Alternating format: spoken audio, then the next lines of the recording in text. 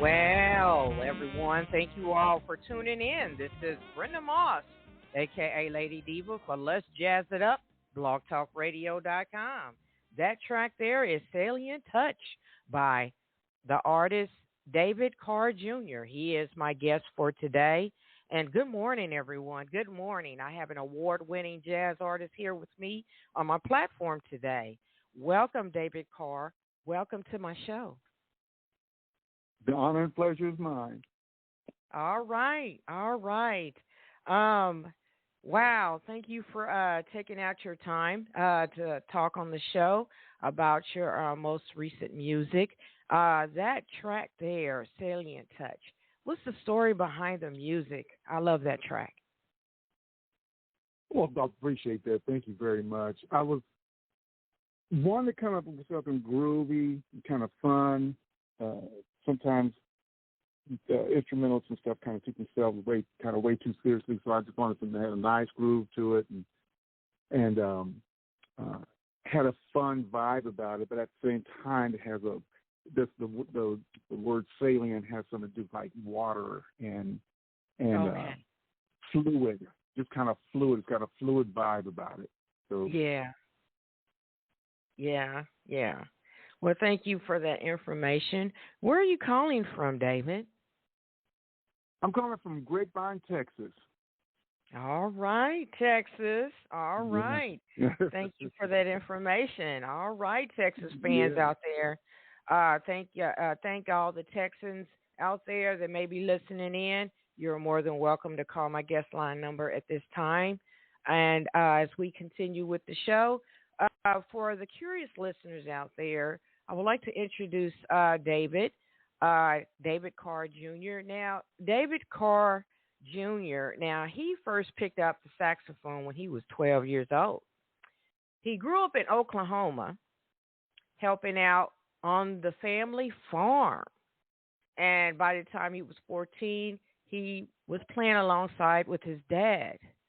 And David was assigned to the Marine Corps band. Now, after leaving the USMC, now he joined the Joker's Wild Band in 1980, a 10-piece top 40 R&B band that was performing around in Oklahoma. Now, in '84, David found the funk dance band Prelude, and in 1985 he moved the act to Dallas. Now, after a time, David had left, and that's when he decided to leave the cover band and begin writing his own music. And that's one thing how a lot of his fans love about David Carr Jr. because he creates his own music. So, David, how would you introduce yourself to the curious listeners out there? Introduce yourself if I have missed something. Fill in the blanks there, David. Well, you've covered a lot of it. I've got a 52-year career. Okay. So far. So there's a lot, but we don't have a long enough show for that. So we'll keep it short and sweet. And where I'm still I'll be 63 years old next month on July 9th, and I've got a show.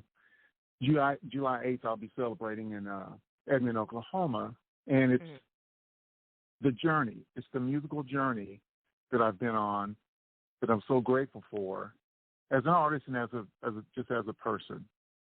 When I write a piece of music, I have a thought of let me tell you a little bit of a story.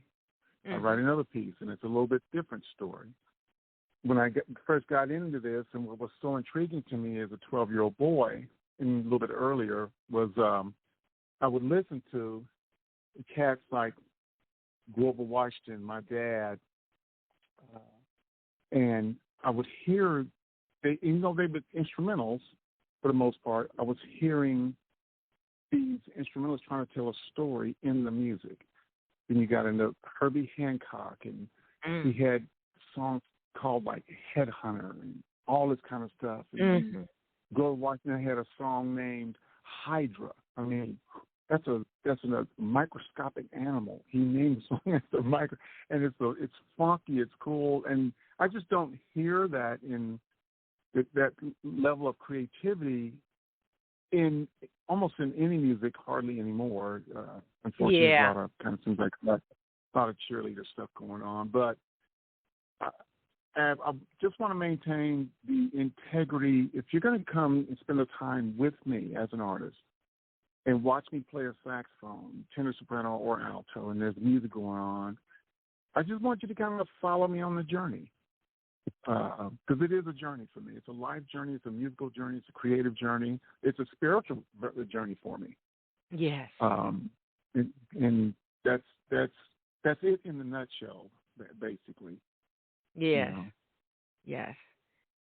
Thank you. Thank you for that. Thank you. Now, your music that you create and write, how many instruments do you play? How many music instruments do you play? And Well, just answer. Yeah, go ahead. Go ahead. Well, I was going to say, I'm one of those artists. If I decide to play an instrument, I can play it. Work at it, play it. So basically, and a lot of artists are that way. I've got friends of mine that are, I call them savants. They pick up a flute, blam, they're blowing all over the place. They pick up a violin, they're playing all over the place. And I sit behind a drum kit and play a little drums. But I mostly play keyboards, bass, and so I can create my productions and stuff in my own studio. Mm-hmm. And on top of, alto, tenor, soprano, and now baritone saxophone, it's got me a baritone, and I'm going to start laying some tracks down with that pretty soon. And constantly learning, trying to be innovative, and constantly trying to innovate. You don't want to write anything like the last thing you wrote, and get inspired by something. It could be a dragonfly, it could be a person, and you go in there and try to create a piece of music that's cool. Yes, yes. And that's why a lot of the fans adore you, because you create and produce all your music. So I'd like to ask you, how do you feel about cover songs? I'm cool with covers. If long as you're not doing that's not the majority of your show. I just, I grew up playing all that stuff, and that's where I learned from, was from the greats, the Ohio Players, the Earth, Wind, and Fires. Those are great artists. You could go on and on and on, and great arrangements, great writing. But that's their music. And as an artist, I think you're obligated. I was obligated to come up with my own sound, my own approach to a musical vibe that I could enjoy and be proud of all at the same time. Right. Right. And thank you. Thank you. Now, that track I played, Salient Touch, which album is that on? Can you say that? And when was it released, that track, Salient Touch? Okay, Salient Touch is on the Groove Addiction album, and I'm still releasing music from that album.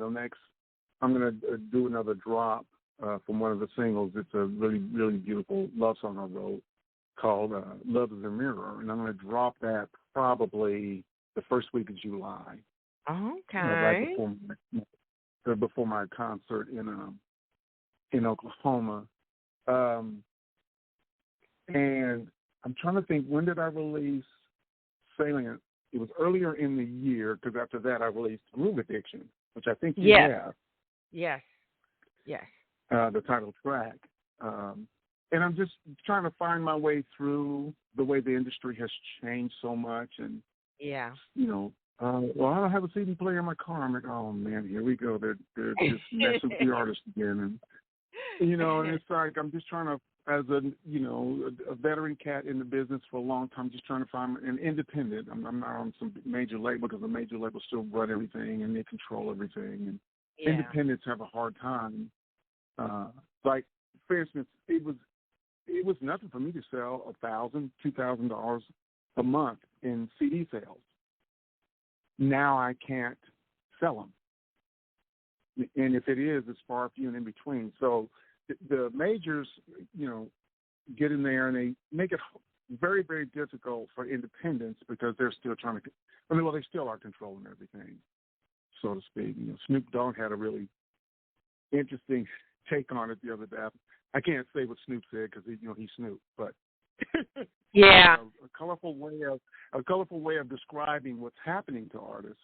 Yes, and and he was right. So anyway, yes. I've got like I said, I'm going to release another track next month. Love is a Mirror, so they can look for that. And Setting, I want to say I released it maybe February. Okay. Initially, because that was the first one I released. Okay. And thank you for that information. And Groove Addiction is what I really love, that track. I really love Groove Addiction. So I'm going to go ahead and play that track. Is there a story behind that song right there, Groove Addiction, that you like to mention?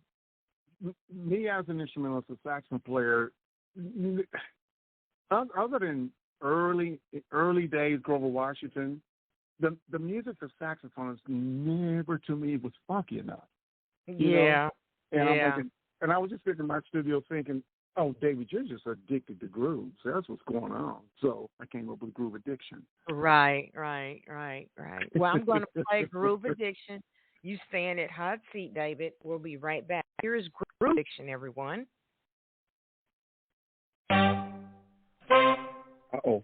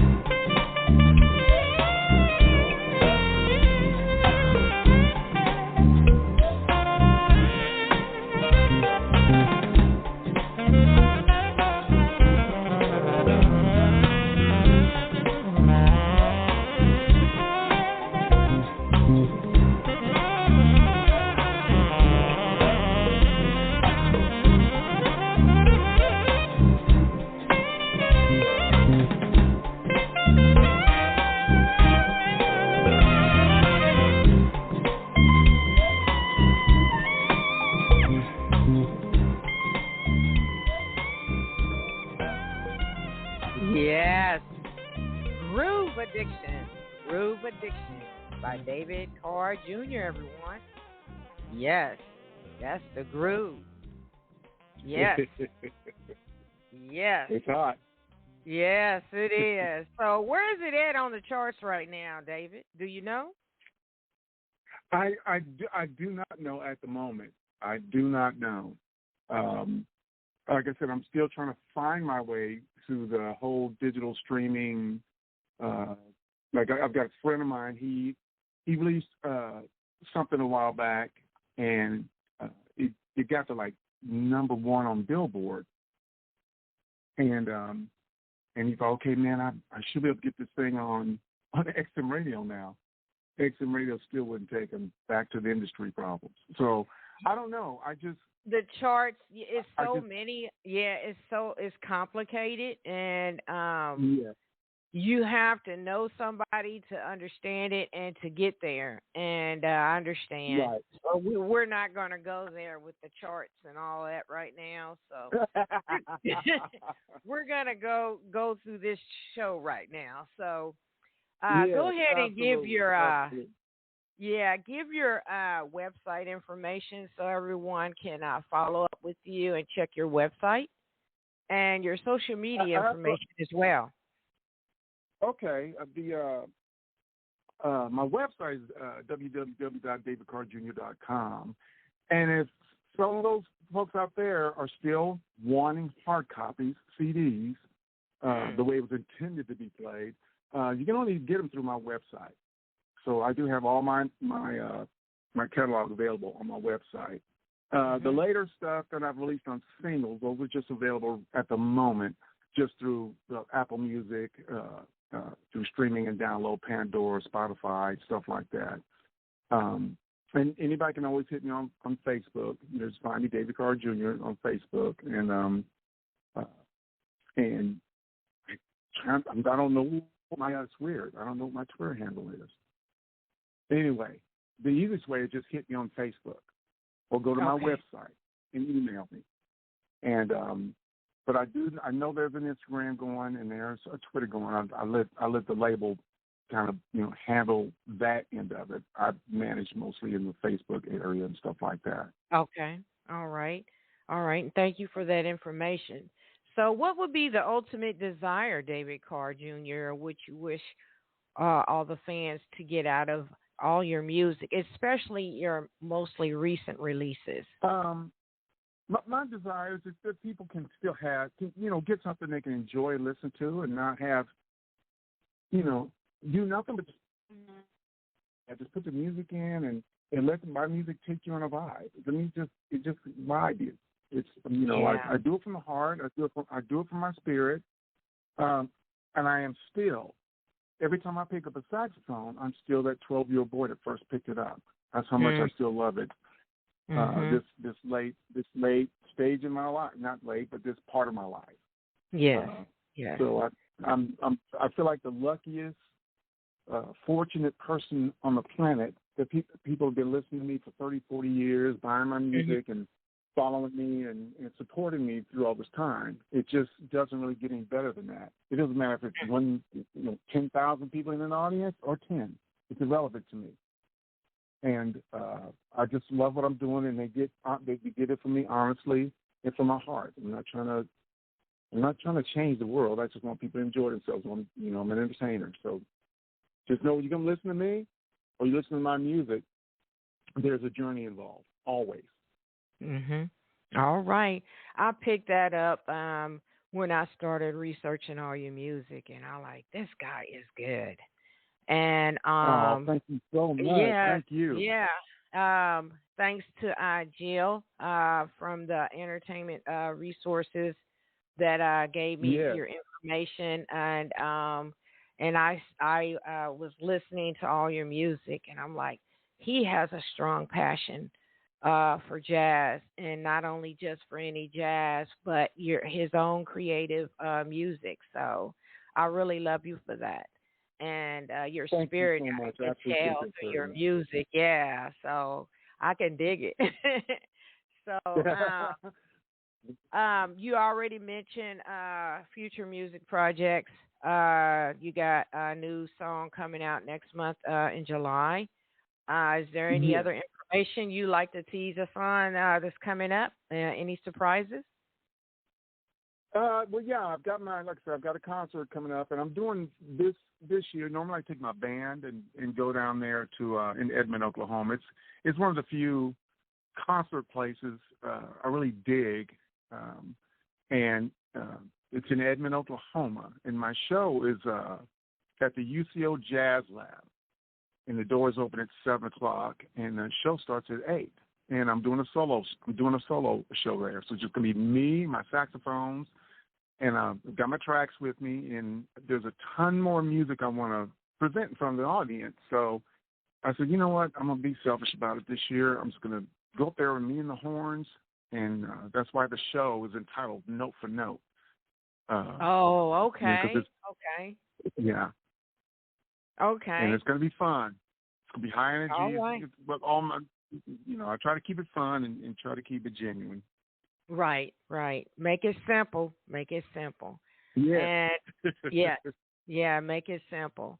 And thank you for that information. I'm quite sure you'll be posting that event on social media and your website, correct? Absolutely. And Right. tickets are available on the website. If you go to my website, click on the banner, and you can get your tickets right there on my website, davidcarrjr.com. All right. And thank you for that information as well. Good going. So at this time, I have I want to mention about other tracks I'll be playing. Eternal Funk, Mona Lisa, Ooh. and my favorite is Taboo. Can you give me what's the story behind those tracks there? You can mention. Eternal Funk is off of what album? Also, Mona Lisa and Taboo is an older track. So, what Yes, it is. information you have to say about those songs? What's the story behind the music on those three tracks? Taboo is a place that used to be here in Dallas, Texas. I used to play. I played for like 10 years. It was a staple of my. It was a huge place to come here. The Jazz Cats and different stuff like that. It was so cool. So it's a shame it's not there anymore. So I wrote this song called Taboo in dedication to that place because I got a Okay. lot of great memories and a lot of great music, a lot of great musicians went through that place. Eternal Funk is off of the. I'm sorry. Taboo is off of the Into Deep double album, and Okay. the Eternal Funk, that's off of the Thought You Knew album. And it's just one of those songs that, it just got, we're going to do it like this. Like, okay, I'll strap up and ride. Okay. And the other one you mentioned, what was it? Mona Lisa. Oh, Mona Lisa. So this is crazy. When I was a teenager, I was about 18, I think.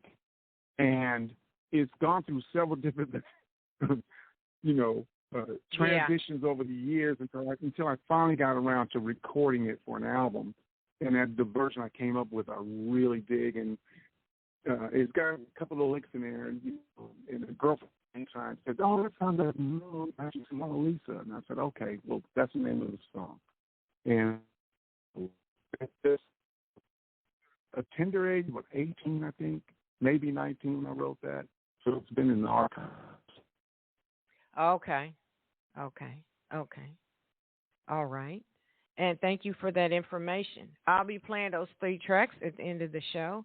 You at this time, you can give a shout out and give all the thank yous and the love yous to all your favorite people that has been supporting you throughout your music career, and more to come.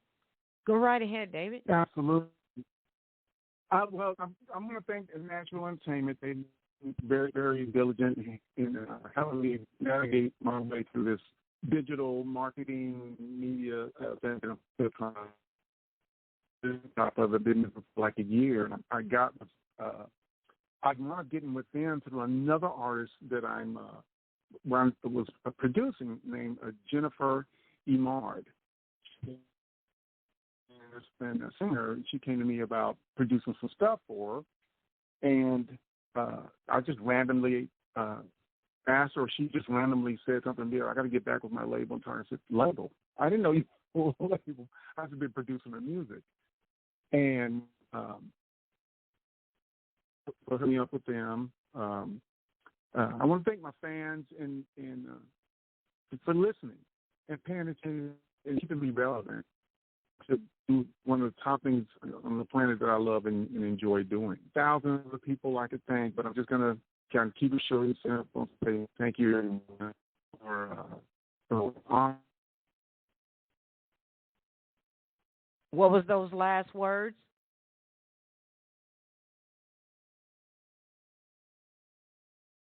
All right. Well, I'm going to give you an applause and all those that have supported him.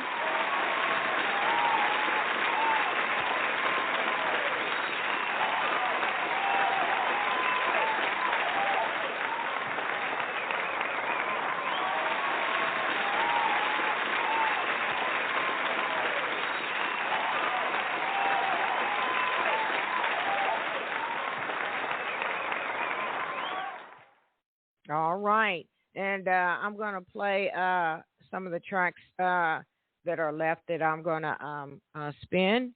And thank you all for tuning in. I'm thinking David will call right back. And I'm here. Oh, I'm here. Okay, then. And I apologize for that. I was just talking, and I was like, "Are you still there?" Because I was giving a shout out to you, thanking you for your time and the interview. Oh, okay. My pleasure. Yeah. Thank you, David. Thank you. You know, you're always welcome to come back on the platform with any new music projects. I will be watching you and listening to all your music. I'm a fan now. Thank you. Yeah. And so any words of encouragement you would like to give as we get ready to sign out? Just, I would, just people try to surround yourself with people who encourage you and uplift you as a human being, and the rest will take care of itself. All right. Those are some very encouraging words. Yes, they are. David Carr Jr., everyone. Check out his music. The songs that I have played, Groove Addiction, Salient Touch. And the next 3 tracks will be Eternal Funk, Mona Lisa, and Taboo. And check him out on his website and his upcoming events. This coming up actually next month in July, correct, David? Yeah. And, check him out on Facebook, Twitter, and Instagram. And he has an upcoming new song coming up next month as well. So stay in line and follow my friend David Carr Jr., everyone. And thank you, David Carr Jr., for taking out your time and coming on my show. This show has been recorded. If anyone misses it, you can still tap that link, anyone. This is Brenda Moss, a.k.a. Lady Diva, for Let's Jazz It Up, everyone. And thank you all, and have a good morning. Thank you. Goodbye, David Carr Jr. Thank you. Thank you, Brenda. I appreciate you so much, and hopefully we'll be talking soon. Oh, yes, we will. Yes, we will. Thank you very much. You have a good day.